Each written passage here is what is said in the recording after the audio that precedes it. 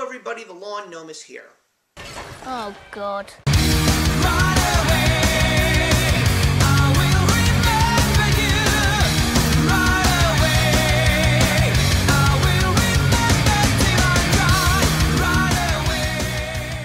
Welcome everybody to the December 2020 One That Got Away, and also this is the final One That Got Away that you will see on this channel in this specific format.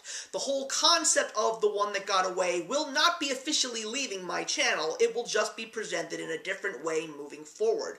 But for now, we're going to take the last episode and talk about a movie that I truly did not want to see when it first came out in theaters.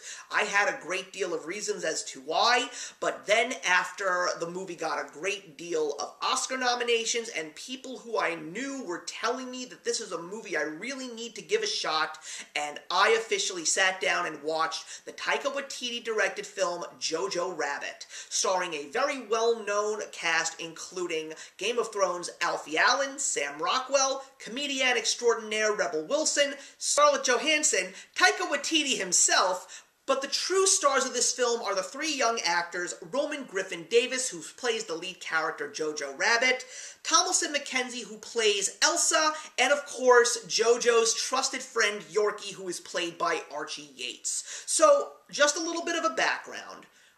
I am not a big fan of Taika Waititi as a director.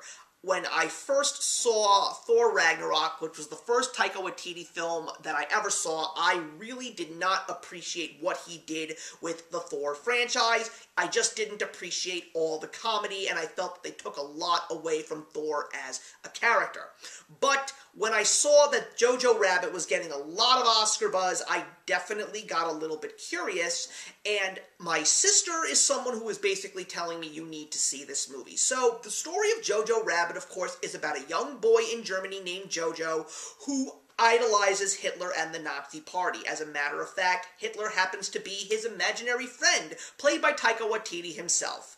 And when he actually suffers an accident from some training exercises in the Nazi youth camps, he gets a bit of a cripple in his leg, and he also has a couple of scars on his face, and that's when he discovers that his own mother is harboring a young Jewish girl named Elsa, and through that meeting, he actually starts to realize, is it possible that I may be cheering for the wrong side? So, honestly, when it comes to movies about the World War II events and the Holocaust, seeing the trailers for Jojo Rabbit and seeing that this was being turned into a very light-hearted comedy-type film, then I finally sat down and watched this movie, and I understand the vision and the direction that Taika Waititi had in this film.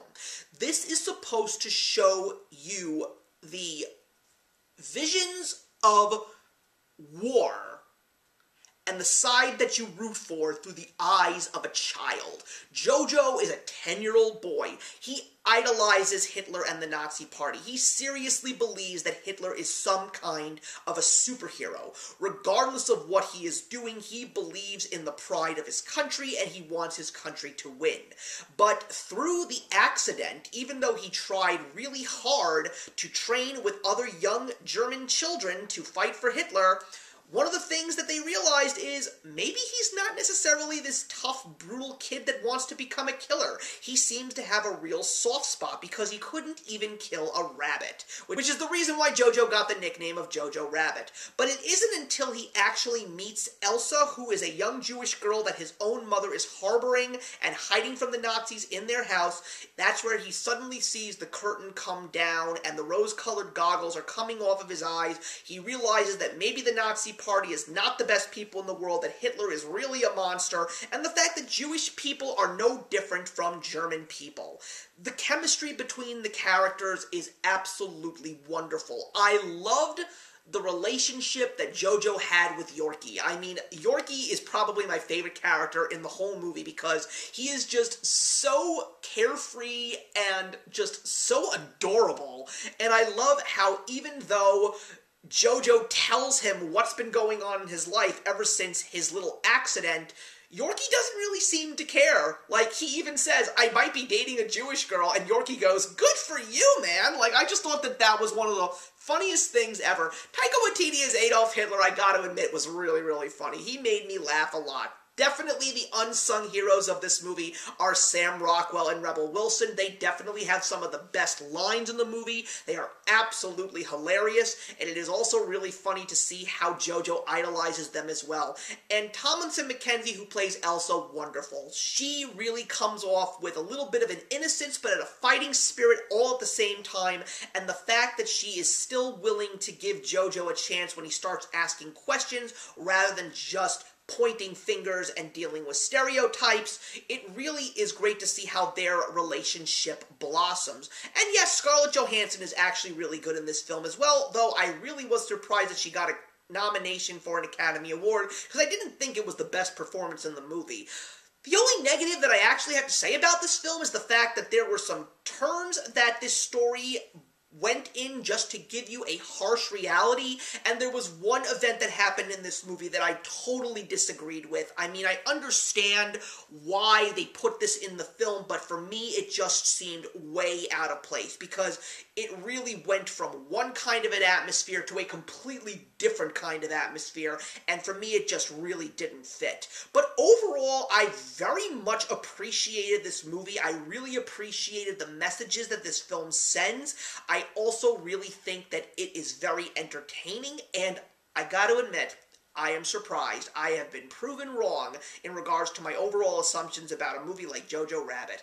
Is this a movie that I would like to see again? As a matter of fact, it is. I really had such a fun time with this movie. I found it to be very, very charming, very funny, but at the same time, even though a lot of the messages in this movie really do hit home, I actually am very appreciative to the fact that they are there, and also how very well Taika Waititi put them into his film. And is this a movie that I would like to get on DVD?